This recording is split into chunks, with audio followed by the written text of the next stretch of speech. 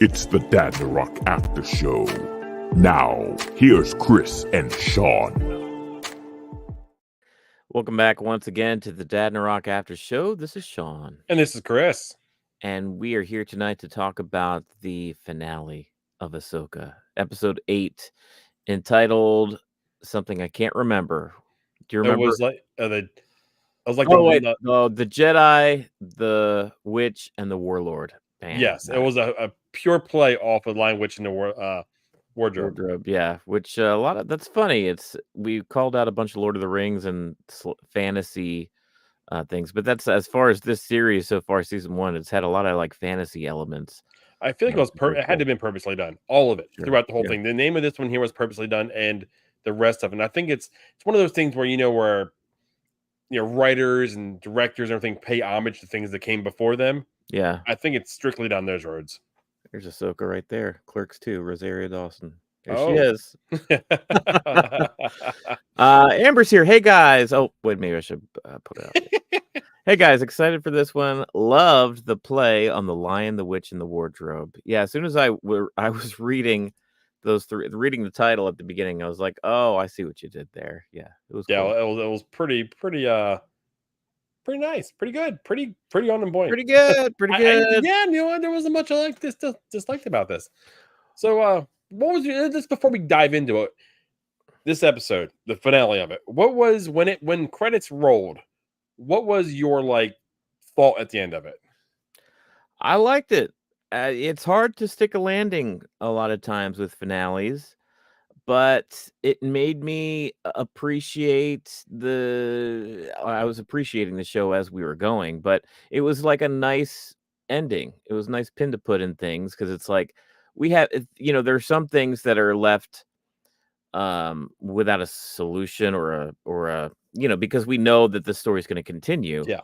So it very much felt like the first ending of a first chapter of a larger story, almost the way that the original Star Wars felt.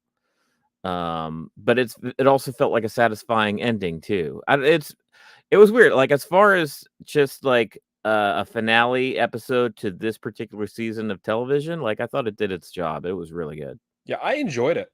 I mean, yeah, a lot of what was going into it. I mean, it was action packed. A lot of things going on.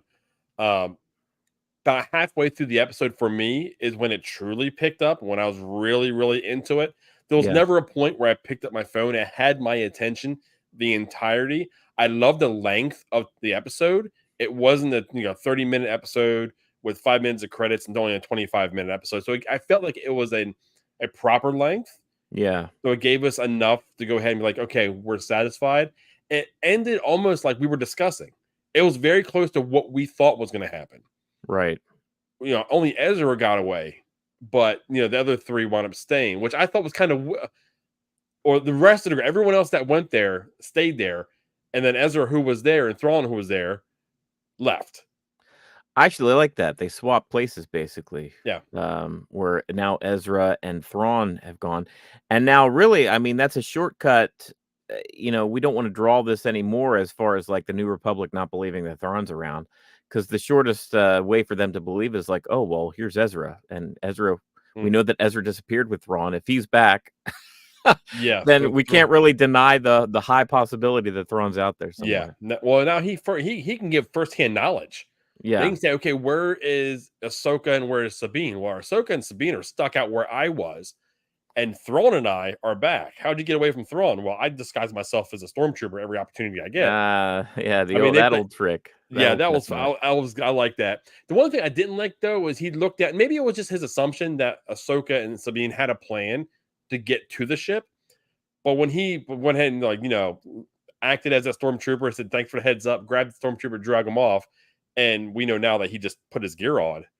He never even batted really an eyelash of the other two not being with him. Well, I mean, we didn't see. First off, you have to survive. I mean, if they see Ezra and recognize him as somebody that doesn't belong on that starship, he's dead. I don't care how good of a Jedi he is. So the first thing is survival, and it kind of skipped right over it, because the next time we see him, he's back in the New Republic. And he's already escaped the ship somehow. That's my whole thing, is like, how the hell did he get away? I don't care if he even is decked out in stormtrooper gear. The fact that he hijacked the ship and got the hell out of there without them knowing, or was able to escape while Finding he's him, being or the mother, chased. or the great mother's sensing him there. Right, Like, like, how that's a did he whole cloak 'nother thing. himself with, Yeah. with the Force to avoid them from seeing him? No, I mean, I just played off as in, like, within Rebels, nothing went as planned. Everything had a plan B, C, D, E, and Yeah. my thinking would be, okay, Sabine was a part of that Rebels crew. He had to have thought that there was another plan for them to catch up with him. Or yeah, like, he knows where they're at. He knows there's technology to actually get back and forth now. Like, it's not like they are destined to die, in the Peridium Galaxy or whatever. Like, Yeah. with him coming back to the Star Wars galaxy, actually, that might be their one saving grace, because it's like Thrawn doesn't give a crap. Nope. He's not going to go back for them. He's the only, survivor that would care to go back for them or go get them. So, at the end of the day, it probably is the better play to just make sure you get to the Star Wars galaxy proper in one piece, Or which yeah, you get to did. where you need to be so you can go ahead. Now you know that he's getting back. Yeah, There's got to be an ample force to, fight back. And yeah, I love how Thrawn, like, there's like, he doesn't make mistakes. I mean, there's a conversation later in the episode when he's talking to Ahsoka. I knew your master, and you see her face go like, "Oh, you knew yeah, Anakin," right. and it's like that's why you were one step ahead of her. He was one step ahead of her every move because he knew him, and essentially, she was basically a mirror image of him at that point in her life. Like everything she was doing, and were very, very close to what he would have done. So it kind of gave Thrawn that knowledge. I like too that you get a real sense from Thrawn that he doesn't put all his eggs in one basket. Like, he's always got backup plans, and everything is fluid and in motion. So say if he has a setback, it's not something that's going to make his whole plan fail. He recognizes immediately of what it is. Well, Mhm. since it's like a chess move, it's like, well, they did this. Now here are the things that I can do. And he lays it out. And it's like, it's hard to be defeated Well, I mean, when, any move doesn't do the job, a good example where you're talking about is he goes ahead and sends those TIE fighters after Ahsoka and everybody to Yeah. take out the ship. And right after he does that, he sends 2 battalions out as a storm, as a ground assault. He's like, if that doesn't take them out, these other group of guys are going to go ahead and finish the job for me.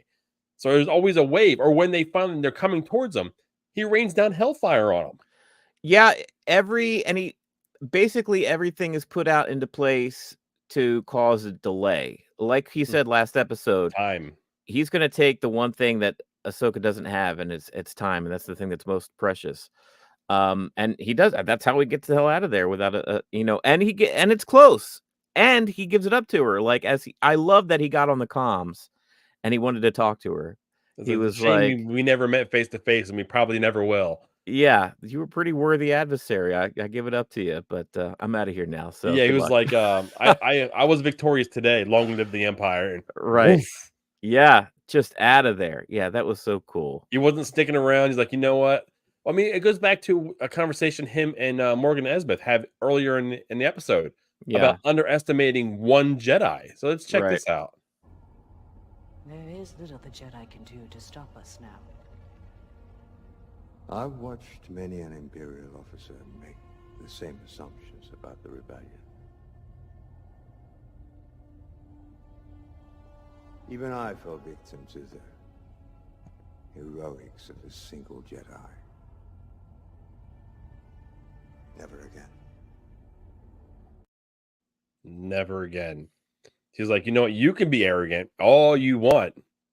I know these guys. I fought side by side with them. I stood side by side with Vader.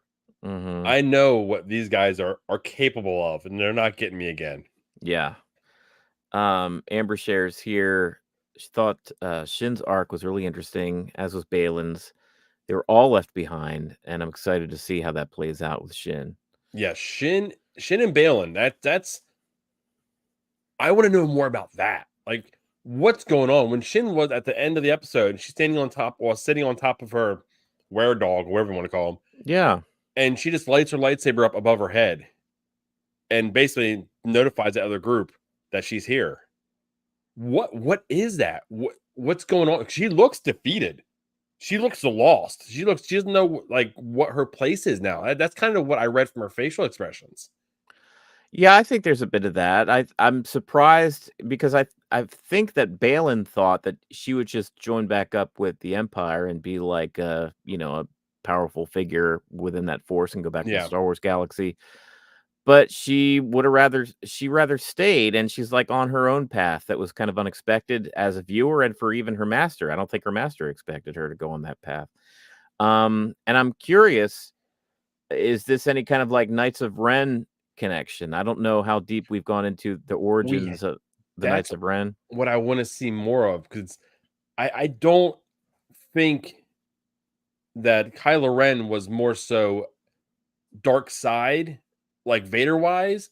Mhm. He became a part of a group, Right. which we never seen that group in reality. Like we've seen like bits and pieces, like real quick glimpses of them, but we don't know their origins. We don't know anything about them. Now, if we find out their origins are on the same planet, okay, you would have me more interested in the Knights of Ren at that point. Yeah, it would be a cool backstory because a lot of these stories with this time period, with this, the struggle with Thrawn and how eventually that turns out or whatever. This whole in between time between Return of the Jedi and The Force Awakens, that's what we're really. It's a sandbox, and they're basically what they're trying to do. Tie up any kind of loose ends, as far as the New Republic coming up and stuff like that from the end of the original trilogy, and how do you dovetail that story into where we finally meet up in 30 years later in The Force Awakens? And there's a lot of, how did Palpatine return? And, a lot of cloning stuff and a lot of Yeah. like, yeah. So it's like that's another part of it that they could make, if these Knights of Ren figures are just like these cool things that are barely touched upon in the sequel trilogy, Are they give all them some force backstory. users? Are they just Yeah. all? I mean, are they all some type of force user? I mean, that would be cool to know. And maybe it has nothing to do with that, but I don't know. That was my guess. That's the feeling that I got because I look at their wardrobe and the wardrobe of the nomads that she's like apparently going to lead because you don't It ride looks up that on way. them Yeah. and like hold up your sword and not it looks like she's going to lead them. So that's what it seemed like to me, but we'll see. You don't think Shin's going to join up with Ahsoka Maybe. and Sabine? Um. Because yeah, Amber's here. Strength in numbers. Oh, we both clicked it. Oh yeah. Let's see. I thought Shin looked like she had her metaphorical tail between her legs and wanted to join Ahsoka and Sabine. You're always stronger in numbers, and they were all left to die. That's possible too. Yeah. At this point, it's like it doesn't make a lot of sense to like battle Ahsoka and Sabine. Like, No, what does that accomplish? Like you're kind of stranded here. So you're kind of shooting yourself at the foot at that point. So yeah, I can see it going in that direction for and it's sure. also going to come down to survival. If Hmm. I mean, we'll talk about Balin a little bit later because this is the one time the show actually gave me chills. I was excited to see Thrawn. Like there was a level of anticipation Yes. for Thrawn. I knew Thrawn was coming. Right. What we seen at the end of this episode with Balin, we were kind of theorizing if this things may come down that road. And when I seen it, it gave me chills. I was so excited to see it, and I know not everyone had the exact same feeling because I didn't even recognize it, and I you know that did. storyline. I didn't recognize it in the moment, Oh, no. I seen it from the owl, Ahsoka's owl, and then the statues, and then one missing a head, the whole deal, and then the beacon. I'm getting ahead of us, but the beacon in the distance, Yeah. but I was the whole thing gave me ooh, aha. And whatever he unleashes, will Shin have to go ahead and team up with the other two? That's what I'm thinking. You were super excited there. As much I don't know if you were more excited petting your porg or during this episode. If you guys haven't seen the Pet and Pork, go to our TikTok. That's the only place you're going to find it, and you're going to be very, very uncomfortable. Trust me. It's well worth it. So yeah, well, here's the question, the meta question when it comes to Balin too, is that like we know that we're probably not going to see that character again because Star Wars isn't one to like recast characters. I feel like he's probably going to be written off like he died somewhere on his journey or he whatever, I Yeah. like who knows, gave himself to the Force or something because we're not going to see that actor again. Um, Amber says, I feel like Balin's arc was meant to come to an end and alluded to him walking off the hand of the statue due to the actor's passing. It's a shame his character was so interesting. Yeah, that's a good point. That's exactly what I was thinking too. It was a cool shot, him standing on the edge of that hand in that statue, because very mysterious. But I was What wondering, like, what that what looks if like. they did something? Now, this is something that's beyond my knowledge. I'll be the first one to say there's not much outside of my knowledge for Star Wars, but if you start dropping into the legend stuff real deep, that's stuff I may not know. And there's a character called, I think it's Abeloth, basically the mother of the Mortis gods. If that was the beacon out there, what if they show him walking to that beacon, a back shot? They've got some extra shots. They use like a back shot of him walking up, and he winds up dying and unleashing her. Like at that point, so they give him a fitting ending. Like they actually see him walking in, Yeah. and he unleashes this evil amongst the galaxies. I don't know if and Amber, you'll let us know, but Amber, do you even know what the Mortis gods are, or like recognize what those statues are? Somehow I doubt it, because I mean they haven't really even talked about it in the show at all. It's a Clone If you, Wars it's one thing. of those, if you knew, you knew. If you didn't, it's just a cool shot. Yeah. Give a little dissertation on what the Mortis gods is. Because you Basically, know better than I do. yeah. Oh, there's an episode within Clone Wars where Ahsoka, Anakin and Obi-Wan. Anakin, and Obi-Wan are trapped on this planet, and you basically there's no getting out. There's no communications. They crash, and then you have the father, the brother, and the sister. The brother is dark side. The sister is light side. Father basically keeps them both under control. And they're actual, like, either gods or whatever gods equate to in the Star Wars galaxy. Like, there's something beyond just the humans that are walking around, Yeah. on Coruscant or whatever. And basically what they were saying was Anakin's place was there to replace the father, to keep his kids in line. And there's a scene where he's told to save one of his two, Anakin, Ahsoka, or Obi-Wan. And basically he channels the Force so strong, he's able to basically control both of them, save both of them, and make them bow. And there's a point where his voice gets to the point where it's almost like an evil, almost borderline Vader. Like there's a very menacing, like, you listen to me. Yeah. And then he tells the father he's not going to stay. And basically the father said, you will regret this day. But that's basically that arc of that there. Basically, they control the dark and everything. And the dark, the light. But then there's the mother, Aberoth, which, like I said, this is a little beyond me. So if I get out there for you guys, but she was able to basically come in, control them. She was aging. The other ones weren't. So they went ahead and she drank from this fountain, took a bath, and basically turned herself into basically overwhelming evil, not meaning to. Yeah.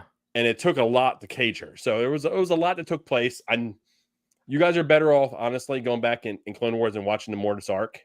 Yeah. And to get a better feel of it, because that was a real broad overview of it. Sure. Like, not watching the entire show of Rebels before watching this show.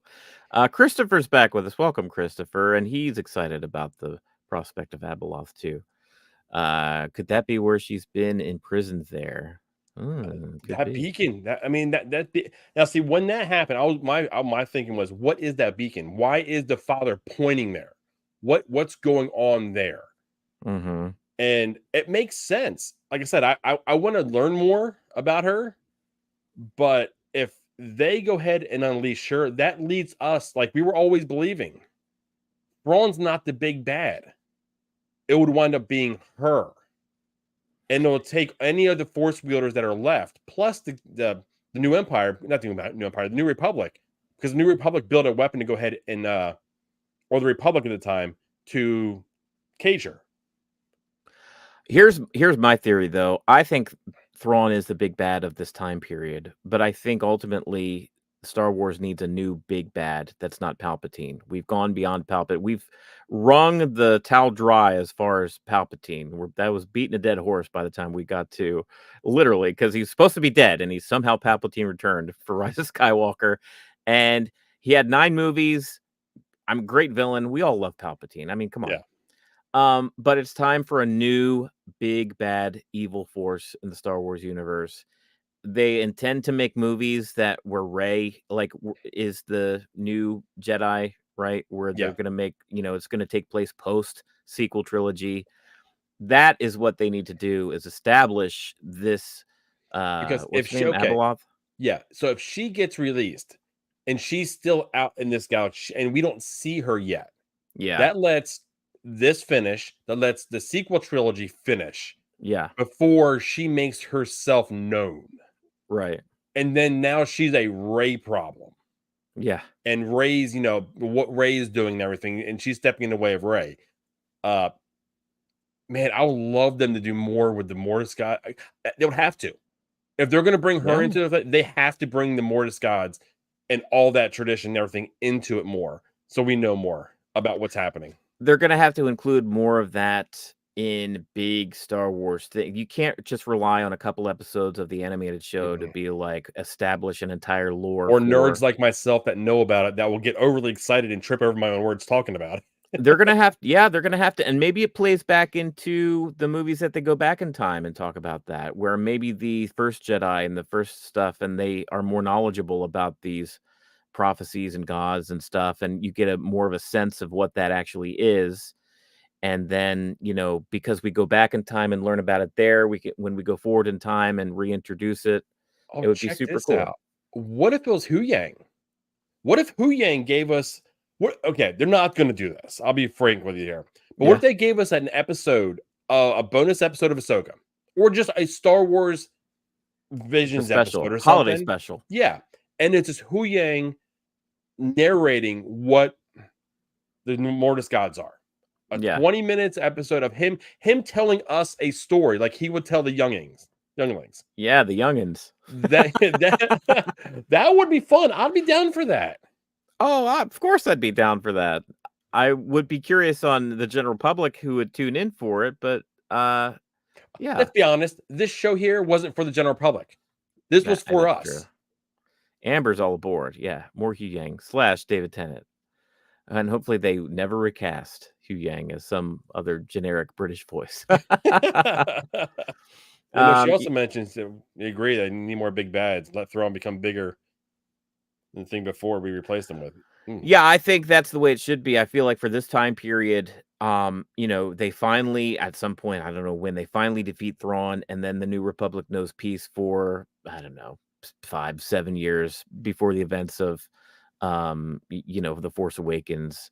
They rest on the laurels a bit. They get a little lazy, and somehow they let this First Order turn a whole planet into a giant Starkiller base, and and that's where we pick things up later.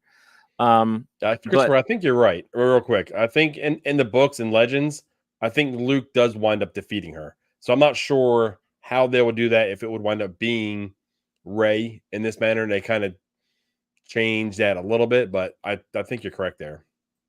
Oh, was that a Legends or was that a Disney proper novel? That was Legends. Oh, yeah, really? That was a Legends. That was Legends. I didn't know any of this Mortis stuff was even in any stuff in Legends. Yeah, this stuff goes back a little ways, if I remember right. Okay, wow, that's cool. So yeah, that's a little refresher or a little introduction of what these Mortis gods are. More to come with that. I think that's probably going to be a focus going forward for the Star Wars universe. If we're talking about it, let's just talk about Bail in there, standing on the hand. Yeah, cool shot of the father when he's pointing out, and I recognized it immediately.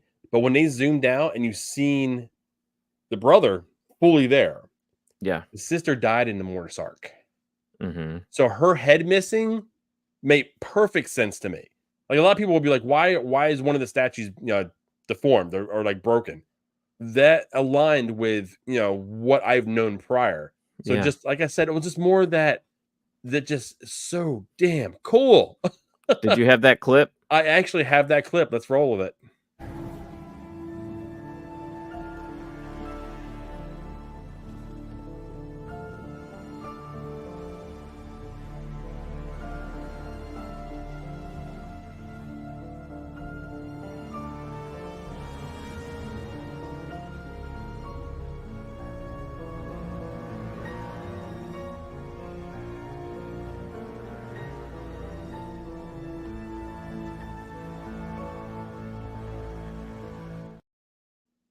I love how he's pointing, and the more I think about it, the more I think he's pointing to the prison that Abeloth was put in.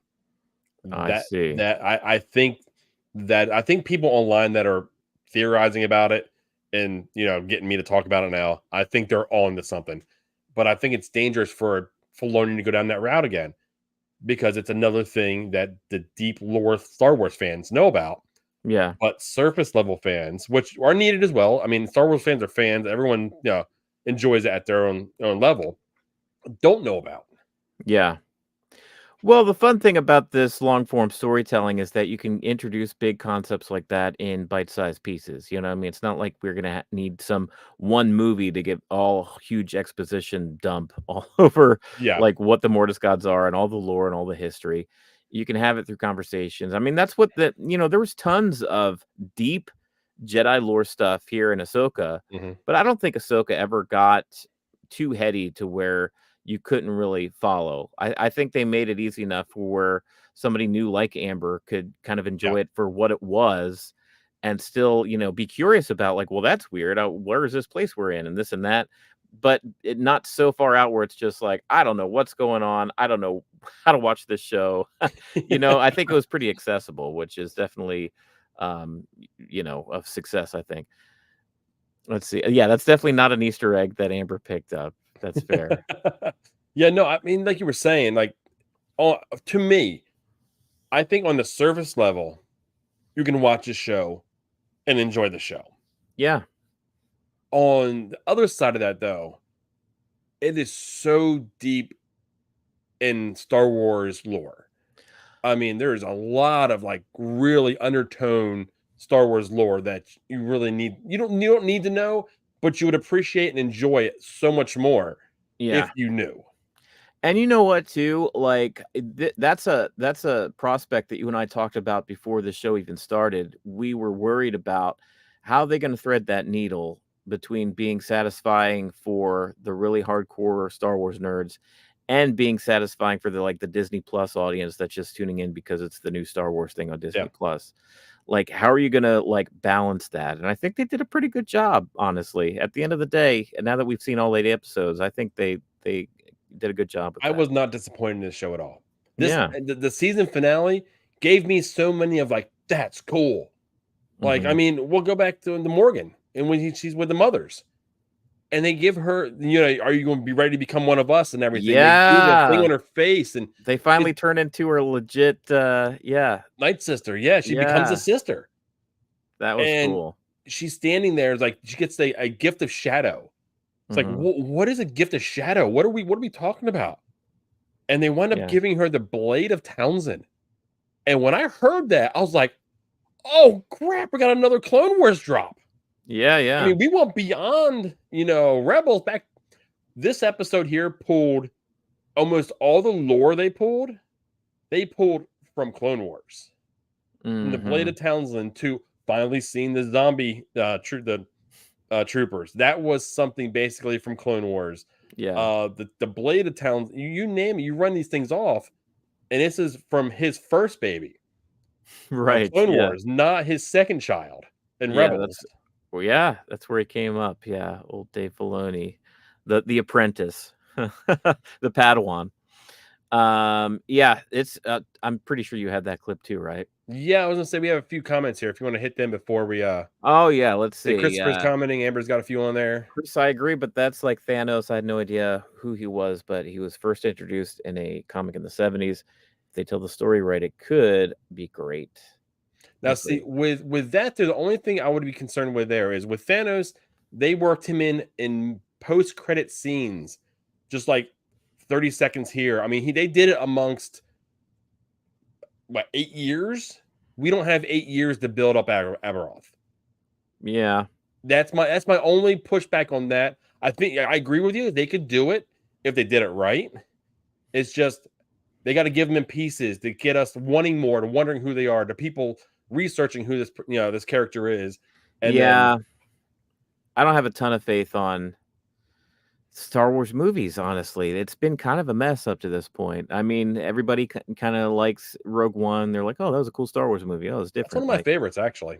Yeah, but as far as like what should have been their big babies, it should have been, the sequel trilogy, which was just a mess and a half. So it's like nobody really has a ton of faith on what the movies look like going forward. I hope there's new direction. I hope there's a clear direction in the movies. Yeah. Like they just go out, and if they're going to make 3, this is part 1, part 2, part 3. This is what we're doing. No matter who is directing. If someone new comes in direct, just like Marvel, when they were doing their first the saga, I can't even remember the name of it. Oh, the Infinity Saga. yes. Yeah. There was different actors all the time, but there was one clear direction.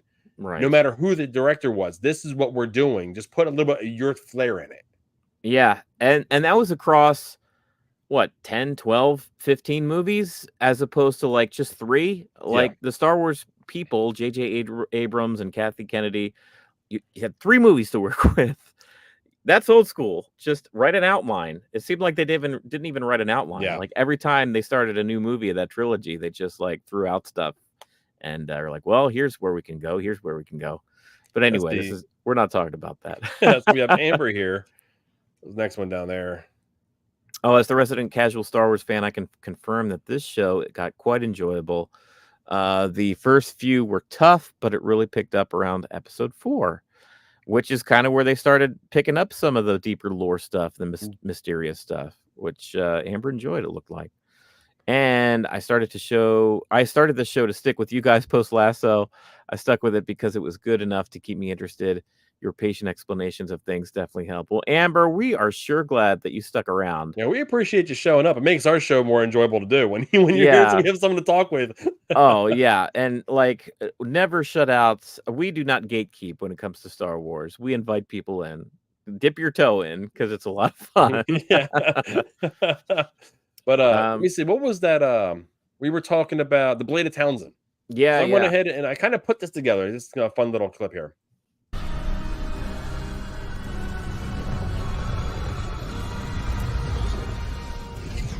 The blade of Townsend.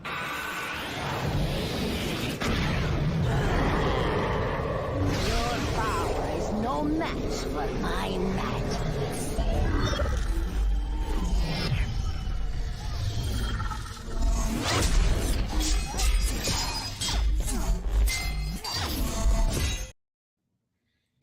Dude, that was so fun.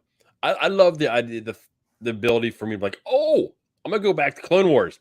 I'm gonna find where I see Mother Townsend actually holding the sword, because when they say the Blade of Townsend, I was like, okay, if I can get her to manifest that sword in front of her right when they say it, I was like, I don't know. I was geeking out earlier today. I got a little work to do usually, so I was geeking out. Yeah, that was a lot of fun, and I liked the sequel to the Ahsoka Morgan fight a lot better than their first encounter in that whatever episode of The Mandalorian that was. The introduction of Ahsoka, they fought when she had the Beskar spear, Beskar staff, and where they were fighting like that. That was okay. This was a lot cooler. It was a lot more epic. The second part of this battle was better because now Morgan has fought her twice, essentially, and she's 0 for 2. Yeah. What a good win for Ahsoka, honestly, because I mean Morgan was just like she was going Super Saiyan, like she just got juiced up into her Night Sister role. She had a pretty badass weapon, like a legendary weapon. She went right for it. She sliced one of her actual lightsabers in half, so she was almost disarmed her. She goes down to one blade, and we seen how she fought Balin with one blade. It didn't go over very well. Yeah, go Ahsoka. Ahsoka's kicking tail, taking names. Another thing which reminds me, I love the arc that Ahsoka goes on, like Ahsoka's journey. I didn't expect that we would have, like, Ahsoka would have a journey. I thought maybe it would be more Sabine's journey into the hero role or whatever. But we really got a big bad arc when it comes to Ahsoka and her finally accepting her view of the Force, her view as a master to Sabine, her view of like what her role is in the universe proper. Like she's gotten to a point now where she's just like, I'm here to play, and I'm here to wherever the Force takes me, and I'm going to be here for you, Sabine. Like, I'm tired of leaving people. Yeah, she said, I'm not leaving. I will be here. My master stayed with me through all the choices I made. Right. So, I mean, good, bad, indifferent. The only one in the galaxy. Yeah. That didn't turn their back on her. Yeah. So, and I think she's always felt that weight because she then turned her back on him. Right. So that's been weighing on her up till this show. And this is where she's been able to let go of that, because later in the episode, she tells Sabine it's time to let go. She's like, this is where we are truly meant to be. There's something happening here that we need to be here for. Right. They just now have to figure out what that purpose is. Yeah. And you know what? I'll just ask you directly. Going forward, where we are now and the possibility of what stories lie ahead in the future, how are you feeling about this mentorship, this Padawan master relationship between Sabine and Ahsoka? I'll be straight. I still don't like it. I still don't. Even I after don't, all that, huh? Yeah, I still don't like the they're making her so force sensitive that she could have been trained, at the Jedi Temple, even though Yoda would have said no because she's too old. Old she is. Yeah, and then there's something that Hu Yang touched on. How she was training for the wrong reasons. How she would have Ahsoka was scared that she would unlock her powers and then essentially use them for revenge, evil, dark side stuff. Yeah, they really cleared that up in this episode with that dialogue, because the whole time you kind of wonder, like, well, why did Ahsoka leave Sabine? Like, if she was her master at some point, what the heck happened there? They never really got into it until this finale, where it was like, look, Sabine just lost her entire planet, her family. She was in a spot where she was desperate and probably not in the best place to like receive power and abilities that she could exploit later, because it's like she was not in a good headspace. Yeah, no. It's like handing her a loaded gun, teaching her how to use the Force. And it was just like she would have been on a path to the dark side pretty quick. At least that's probably what Ahsoka was thinking. Well, I'm pretty sure Ahsoka knows what Anakin did. Anakin went and cut down all those Tusken Raiders trying to save his mom. I'm pretty sure she knows all this. She wouldn't have known it firsthand, but I'm pretty sure it would have gotten to her through Bail Organa or somebody.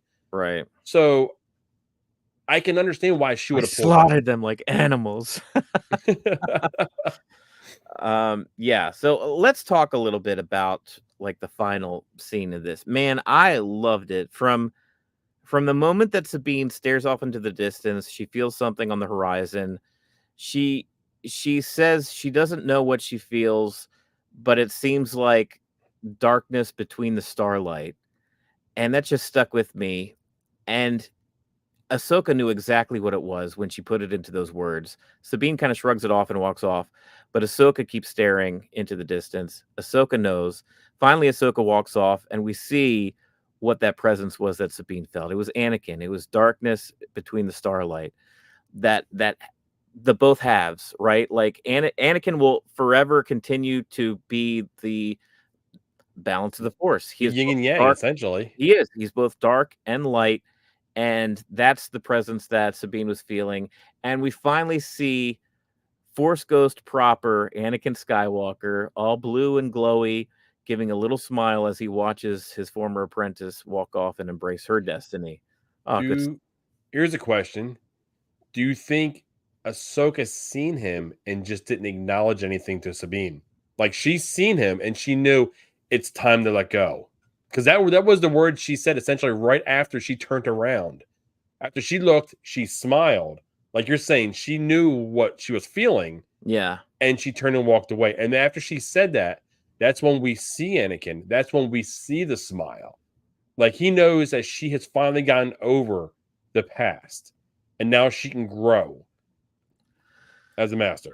I don't know. I'm 50-50, because it's like, that would be a satisfying conclusion, honestly. Like, if we don't see him actually interact with her, but she just knows that his presence is going to be with her forever, and she doesn't necessarily have to see, blue Hayden Christensen to keep, like, she's good. Like, she's in a good place because she's at her own inner peace when it comes to her relationship with him. But at the same time, we have Hayden Christensen. We've got the special effects to have him be a Force ghost and to be, kind of serve that role that Obi-Wan did for Luke for those many years. What if he pulls a Yoda and sits on a log next to her while Luke's burning the tree? You know what I mean? Yeah. I don't know. It's like right now it feels good, but I know it could slip into a place where it's like it It's too becomes a little much. too much. Yeah. And it's like you're spending all this time with Ahsoka. Can I please see you talk to your son and your daughter? Like, because I want that anyway. But it's like I would feel a little jealous on Luke and Leia's behalf. Like, hey, you're real kids over here. You want to spend some time with us? I know you like Ahsoka and all. But like, yeah, there is a part of that where it's like I feel like it could possibly be too much.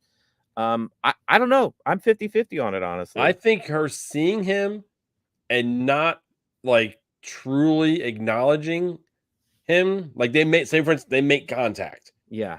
and then she turns around and tells us, Sabine, it's time to move on. It's time to, time to move on, or let go. That's the word she used. Yeah. And I think that would be fitting because she needs to now let go of Ezra, as Ahsoka needs to let go of Anakin.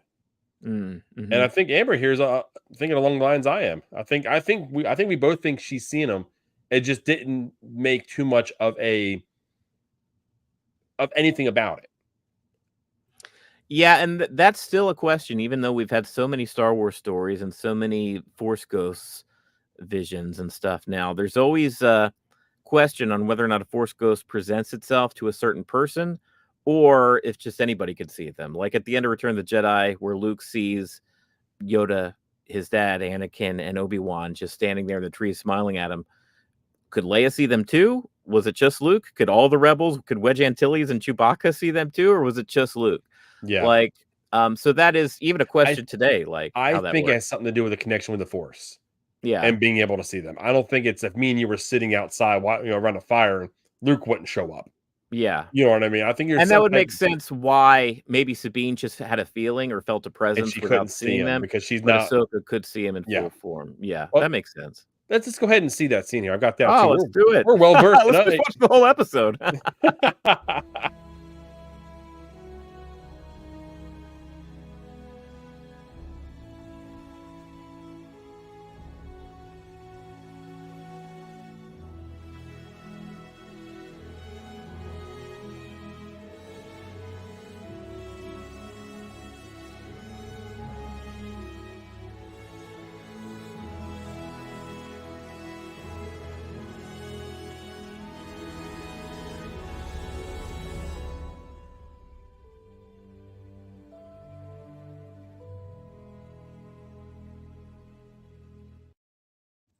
Dude, I like the little smile. I thought it was a perfect ending to a show that lived up to what I was hoping it would live up to.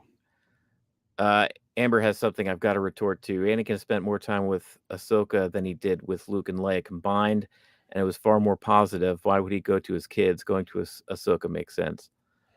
I don't think that it doesn't make sense to go to Ahsoka, because I think that's true.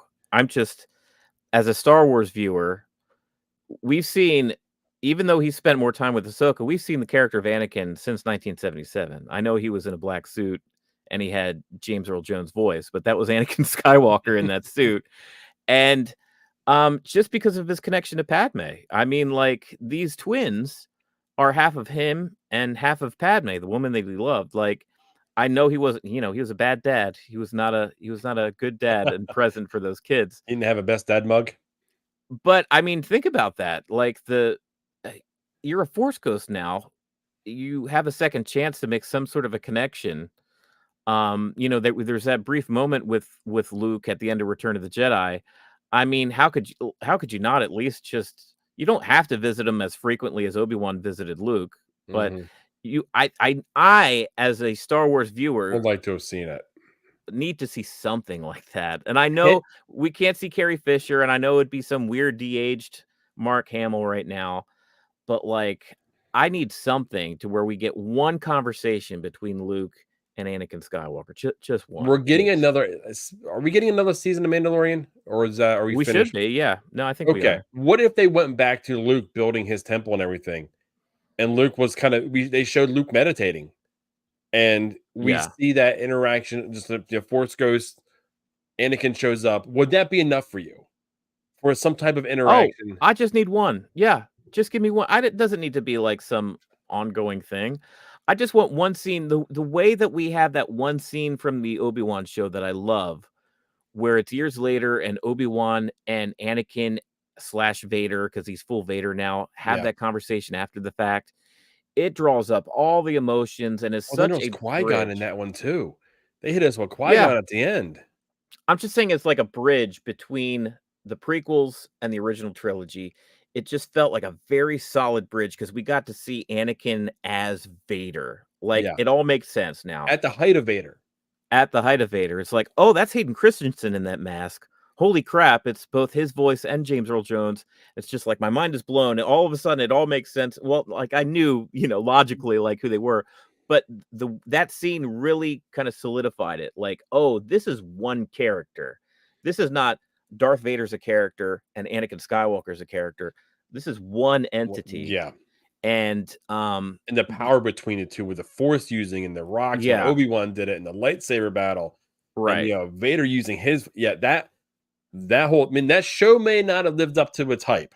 Yeah, but that that scene, final episode and that scene was fantastic. so something along the lines of that, like we've already got so much wisdom dropped from Yoda and Obi-Wan to Luke Skywalker. I just want Luke to inherit a little bit from his actual father, the guy that Luke saved. You know what I mean? Like, Yeah. But anyway, we can get off Okay. that, So let's do this. As a show as a whole, yeah. did this show live up to what you wanted it to be going into it? Yeah. And I had tempered expectations because I wasn't quite sure how they would be able to satisfy both, newbies and deep in the lore geeks. And I had because I wasn't quite sure how Dave Filoni would be able to helm a live action show himself. That was kind of a question too. Yeah. And out of the kind of like, it's had mixed results with some of the shows like Andor was really great as far as the writing and stuff, but some of the Mandalorian season 3 writing was just not so great. So it's kind of been a mixed bag. My expectations were tempered, to be fair, going in, but I mean, I had a real fun time watching this show. I don't know how the overall perception and conception of this show overall across the board. I feel like maybe there's a lot of negativity out there, and there's some people that are really loving it. It's kind of split, but I really loved it. I went into this same as you. I went into it with tempered expectations. Yeah. And it was because of Obi-Wan. It was because of Boba Fett. It was because of those shows that I went Mhm. into it a little worried because they were Yeah. also dealing with my favorite character in Star Wars. Right. Like, how are they going to handle him? I didn't want them to go ahead and just bring him on the screen just for me, for the fans like myself to go ahead and satisfy. So we said we've seen him in live action and then kill him. Yeah. I worry. I think it was you were worried that was going to happen too, and you were like, "How am I going to react to that?" Yeah. Yeah. But the way that they did him, they did everything with Thrawn well above my expectations. I was Good. happy. I loved how strategic and everything he was all the way throughout, and I liked the arc of Ahsoka. I mean, that whole thing from being cold and not wanting to do anything, and running Mhm. turning her back on him. Huyang basically unlocking her. I Yeah. he is the MVP for Ahsoka. Oh yeah. Everyone, I think a lot of people will say it was Anakin and in the World Between Worlds and all that. It was actually Huyang. It was the levity he can add, the lessons he was still teaching her. Right. That happened from when she came back. That whole deal. So I think this show hit on every level. And then when it hit on me theorizing, like I theorize about every show. I start going off and if you guys Even Ted Lasso, you were theorizing. I will rewrite a show for them. I've got no problem. Yeah. But when I give three ideas on how a show can end, and I hit on one, and it's so deep as in like the Mortis, theory, that's when I'm like, I get goosebumps. So I can't tell you how much I really enjoyed this episode, even going through and doing our clips and everything and rewatching it. And this will be a rewatch for me, and I really want to know Yeah. how they're going to move forward. There has been no announcement of a season 2, which I don't think there's going to be. I think we're going to see a lot happen within Mandalorian. I'm Mhm. not sure what the Skeleton Crew is going to be, but I've got a feeling the Skeleton Crew may have something to do I think with they've what's going mentioned it is on. connected with this other galaxy. And honestly, the Skeleton Crew might be how Ahsoka and Sabine get back to the Star Wars galaxy proper. I don't know if I want them to return anytime soon. Like I want whatever's going to happen on that planet Yeah. to happen. Like I want them now to be removed. Like I want them out of everything that's going on and have everyone that's still within the proper Star Wars universe. They'll be the ones that go forward. Here's the thing. Right now it's a very exciting time as far as Star Wars storytelling, because we have just a kind of an idea of how things are going to play out. We know ultimately, things were exciting back in the prequels, even though we knew that Anakin Skywalker becomes Darth Vader. Like, but how does that story play out? Like, Yeah. we know that ultimately the New Republic or some combination of them and Jedi and Luke or Ahsoka or somebody, the good guys are going to win over Thrawn at some point. Yeah. It's just going to happen. How does it happen? That's the exciting thing, because Thrawn is such a threat. Thrawn is so good at what he does. How the hell can this fumbling New Republic and, Jedi who are literally galaxies apart right now come together and beat him? Right now, it seems pretty, it looks like they have their odds against them. What's going to so how that happen on plays out. Dathomir? Yeah, they show up When on they brought up that Dathomir. live shot of Dathomir, I was like, holy crap, we're going to see Dathomir too. And then they panned out. I'm like, They damn it, do. I want to see you land. I think I said on this show a few weeks ago, hey, why not make Dathomir your first stop? And that's what they did. That was awesome. I just, Yeah. it was so much fun. I'm just, like you said, right now, they have, like, I don't know how long we're going to have in between the next Star Wars property that comes out. And Yeah. honestly, I hope they wait a little bit, because they're pumping so much out. They need to sit back, gather their thoughts, and do this properly. That's kind of what I want them to do. They have Thrawn back. They have Ezra back. They have what's going on. They have a story. They have an A story, and they've got a B story. Run with them. That could be a movie. You don't have to have them together. You can have one happening in one galaxy and one happening in another galaxy, and not be connected, but you connected enough to the movie to like, how's this going to connect? Because eventually it's going to connect, and you start drawing your own conclusions, which I have more fun with sometimes than watching the shows. Well, here's the mind-blowing thing too. What they want to accomplish eventually is an Avengers level event, and the defeat of Thrawn deserves that level. Yes. It's going to take all the good guys coming together to put Thrawn down. And this is a time period where you have so many players on the board. You have this crew of Ahsoka, Ahsoka and the Rebels crew, and the new characters like Shin that we've been introduced to. You've got Thrawn and the Night Sisters and these Death Troopers, these Night Troopers. You've still got Luke, Leia, Han, Chewbacca, the original trilogy, crew out there somewhere. You've got Force Ghost Obi-Wan, Force Ghost Yoda, now Force Ghost Anakin is in action. You've got so many, it's mind-blowing how many players are on the board here that could potentially Grogu, Mandalorian, Lando. that whole crew, Lando. It's the chessboard is so vast with who you could pull in during this time period, where it's so exciting right now. And I really can't wait I hope, like you're saying, they are taking their time.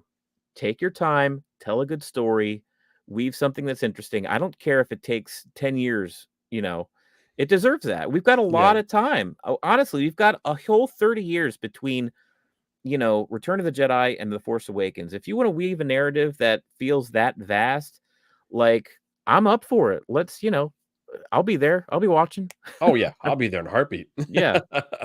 Yeah, no, I'm right there with you. I just want them to take care. Take your time. Give us something that's going to be worthwhile. Yeah. For us moving forward. Don't build us up to knock us down. Yeah. Don't rush. So what we got left here? We got some things from Amber on here. Let's see. Where you want to jump in? You pick one. Oh, I felt that I had advantage as a casual fan, as I had you guys explaining everything so I could understand enough to make it more enjoyable. I'm glad that we could provide that service for you. Yeah, Amber. That's good. that is awesome. Still thought it was visually fun anyway, and I'm more interested in watching Rebels than I ever was previously. So there you go. Definitely worth your while. I may be getting ready to restart Rebels. I went ahead and I watched The Force Awakens, and I struggled, to be honest with you. I wanted to watch, The Last Jedi and I Mhm. just it's been weeks since I did that, so I honestly don't know if I'm gonna roll into it or not. I may just start Rebels because Rebels is fun. From the whole Yeah. thing, there's a scene where uh oh, it was Ezra's lightsaber is also a gun, a blaster, Oh, you're right. I forgot and about that. Yeah. and what's Kanan. Kanan pulls him back, and said, "No, we're not gonna, light our lightsabers." And he's like, "No, it's the gun too." And he shoots it. He's like, "Well, mine doesn't do that." So there's a bunch of levity. I mean, it's a really really good Yeah, show. check it out, Amber. It's a good show for sure. And then she also says, I think the writer actor strikes will delay most all announcements for a minute, but I felt like this was leading to a movie or three. Yeah, that ultimately I would love that the Thrawn trilogy of movies. Oh yeah, because everything Throne related has been a trilogy. There Yeah, are three, four, six. No, hold on. Well, there's three, or maybe six trilogy books series, well, yeah, books in general right. that Timothy Zahn has written. So everything Hmm. that has been done with him has been done in trilogy set.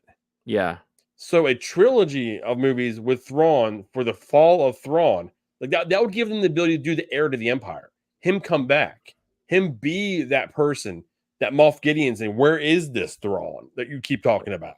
right. So he Yeah, shows up and he's in his white and he's got, Grand Admiral, and he's the only one I think that can walk into that room and demand attention from everybody. It doesn't matter who you are. I'm excited because it's like we were excited to see Thrawn in live action in this show.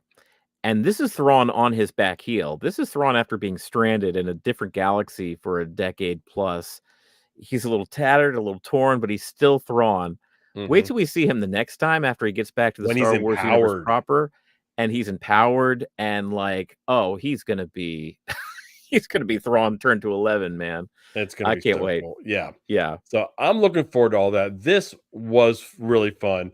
I agree with Amber. I think it's gonna be a minute because of the writers that and the Yeah. writers strike. The writer's strike and the actor And strike. the actor Man, strike too, yeah. But I'm okay with that. Hey, take your time. Use the time to formulate some cool ideas in your yeah, head. you can storyboard it. You can start just Yeah. putting up a storyboard. Okay, this is kind of what we're thinking. And then when the writers are back now, so okay, now this is what we're thinking. Let's just start throwing some things together to see if we can make something that's going to be cohesive. Yeah. Overall, I mean, I loved it. I'm sad to see the end of any Star Wars property because I just love, you know, eating and drinking Star Wars I'm gonna while it's start diving. presented. I'm gonna start diving into the books again. I may have to Yeah. go into some of the Thrawn books. Oh, but they're so long. Good You and God, I they're love long. too with Star Wars is a fresh start, and this feels like a real fresh start. Like Oh, Ahsoka the really new kicked things off. galaxy. Yeah, Yeah, it's a fresh start. In the same way I was excited, seeing Luke on Tatooine, before getting into that original trilogy. Even the Phantom Menace got me as a fresh start, back in 1999. And I'm excited to see a fresh start with Ray. Whatever movie they have where Ray is the one and we're past the sequel and it's a fresh yeah, start in that era.